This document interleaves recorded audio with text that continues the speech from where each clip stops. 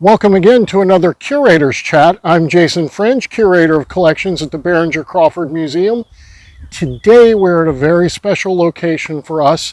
This is the home that the Kentucky artist Harlan Hubbard built for he and his mother to live in 1923. And actually, right here on the porch, as we get a little closer, I'll show you the cornerstone that was made, saying that in fact it is 1923. Right down here. So Harlan, of course, was a wonderful Kentucky artist. He was born in Bellevue, and he spent his life really kind of on the fringe of society, especially in his older years. He had lived in a shanty boat. He and his wife traveled a lot and then eventually settled in Payne Hollow across from Madison, Indiana. But before he was ever married, and when his mother was still alive, they bought this piece of property here in Fort Thomas, and in 1923, he set about building this house. And we're going to go in, we're actually going to get to see some of the inside of this house, and then we're going to go and tour the studio he built later because he didn't enjoy painting in the house as much. He said it was a little too loud. So the studio is around back. This is the house he built. Let's come on in and we'll take a closer look. Harlan, being an artist in northern Kentucky, and actually during the Depression he was an artist, he actually got work with the WPA, as so many kind of artists did around the country, and he was able to paint murals at the Carnegie Hall in Covington. Well, what we have here, and these have always lived in this house, are his study images for that mural that's at Carnegie, and they were found here, and they've just always been part of this home and the story of Harlan and this home in northern Kentucky. They're beautiful images.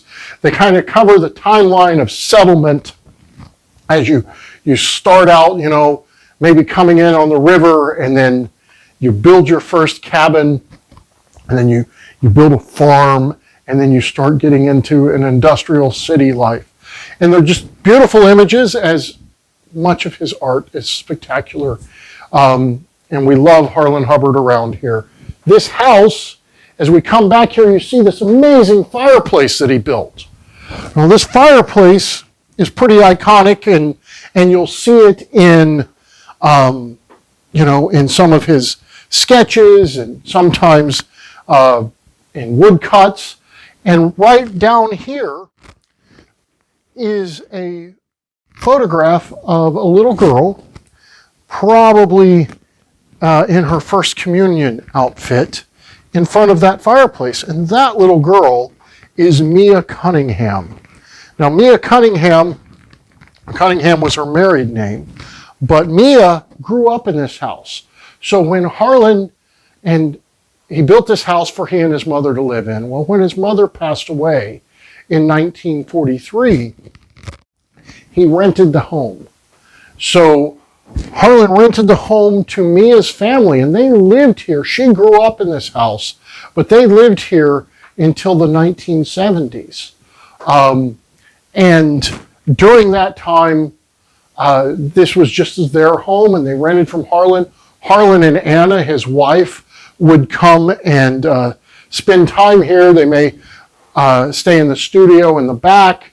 And it was there was part of the extended Hubbard family, is Mia's family. So we actually were very fortunate last year to be granted and gifted and donated to us at Behringer a tremendous collection of Hubbard art and archive that came from Mia Cunningham.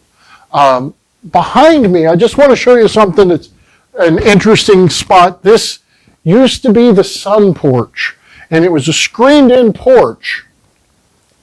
And this was one of Harlan's favorite places to kind of sleep. He would come here and, and it was exposed to the elements, just being a screened-in sun porch. He often would sleep in the evenings right here in this room. And even now, even with it being kind of closed in, It's still, you can kind of feel how airy and nice it would be. It would be a beautiful place to sleep, and I can definitely see why Harlan would have enjoyed being out here in the evenings in the quiet and the cool of the day. We're now in the dining room, and in this dining room, I'm actually sharing the space with this wonderful, amazing woman, Sydney, who owns the property here, and she kind of is the caretaker of this Hubbard legacy. And today, because I wanted to surprise her in this, as we did these videos, I brought some of Rose Hubbard, Harlan's mother's journals. And I brought these diaries from really 1923, the year that this home was built, and 1924. I thought Sydney would enjoy reading them, so she's been doing that. Yes. Did you find anything fun in them that you would like to share with us? I did. I'd like to start on Wednesday, May 28th. Went over to the auction to buy a bed for the sun porch. I thought that was fun. Wow. So he actually gets a bed now. He does. And then on Sunday, July 20th, Ellie Buck and her family were here to supper. Harlan and Sonny went to the river in the afternoon. Sounds like a nice day. It does. And then Tuesday, August 19th, went over to the city in the morning. Harlan worked on his boat. And I think my favorite entry of all, Friday, August 22nd, home all day. Oh, wow. This is 1924. 1924. That's beautiful. So it's definitely this home, and it's just amazing. Thank you. You're welcome. Well, let's go see the studio now.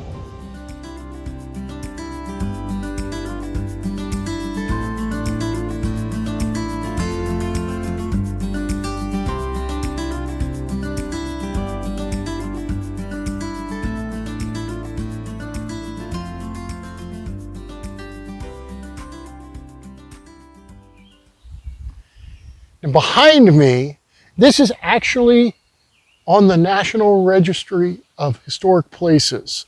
And this is Harlan's studio that he built in 1938, and I love it. It's an amazing structure that he built from reclaimed and old brick and other things. And he had a little studio in the home, but it was, he didn't enjoy painting there as much as he wanted to paint out here.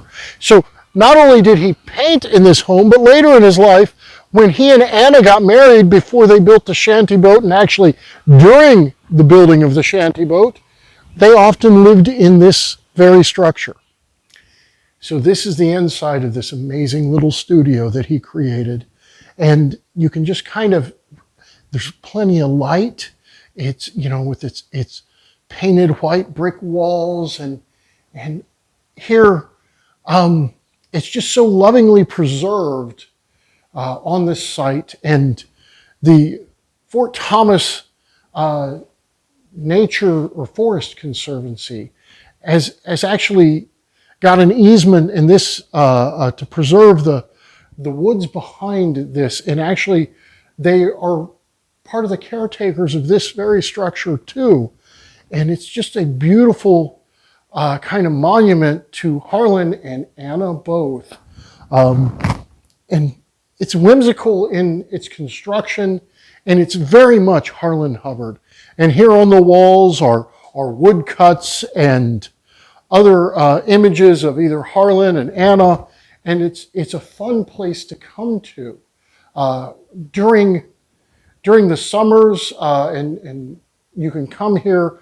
I think it's the third Saturday of every month it's open, and you can just come here, and if you want to read a book, or if you want to paint, or if you want to maybe just come and take in the environment of this wonderful structure that Harlan built, so that he could paint something that would inspire him. And it's a very inspiring place. It's a beautiful little brick structure, and it is all really from recycled materials. Harlan very much he reused everything. That was just part of his personality. And actually here on the wall, this is maybe the last known photograph of Harlan while he was still alive. He passed away in the later 1980s. And this is, just here is kind of the monument to Harlan. During the time that Harlan and Anna lived here, this little corner was actually their kitchen. And some of these nails in the wall were nails that they would hang pots on. And now, of course, they've got some of Harlan's pictures and things on it. But it's just a fun structure, and it's an inspiring place to be in, with the beauty all around it and the woods. And you can just kind of see Harlan in every little detail of this structure. And it's something that is constantly being maintained, and there's a restoration. They're working to preserve this beautiful structure for the future. So, one of the interesting things about Harlan Hubbard is his self-reliance, his self-sufficiency, and how he lived in his later years. And even kind of early on, he experimented with things like having beehives. And when they were restoring this building, they found right up here, they pulled out pounds and pounds of honey and honeybee hives. I've got a little bit of honeycomb that was taken out of there. And what Sydney and the Conservancy is doing is they've got 2 hives of bees behind us here. And they're trying to keep that legacy, because Harlan was about nature. It was just part of living kind of self-sufficient and off the land. So, later in his life, he had goats and chickens and things, and he fished. But right here, we've got a little bit of this honey, and some of the things is they bring kids in and they talk about Harlan Hubbard's life, either lead flashing from the roof and bits of slate from the slate roof. It's just kind of a fun life to talk about, and it's interesting how he lived. So, nowadays, as we kind of have had times and things that's going on where we've kind of stopped and thought about life a little bit, sometimes it's fun to think about somebody like a Harlan Hubbard who chose most of his life to live kind of off the grid. And, sometimes I wonder how he learned to do that. And someday maybe I'll figure that out, where he learned the skills that he had to live kind of in his own way. And it's fascinating to me. And Harlan is such a special part of our regional history about Kentucky. And this location, you think about, he built this himself. And he loved building it, and he got to do creative things in the brickwork. So Harlan is a really amazing person, someone I encourage you to look at his art, to find out more about him. There's stories, there's so many people regionally that still remember him, and that's special too. So, if you like our videos, feel free to like and subscribe. Check out the Fort Thomas Forest Conservancy's site and learn more about Harlan and keep learning. And on our next video, we'll talk about something else interesting. We'll see you soon.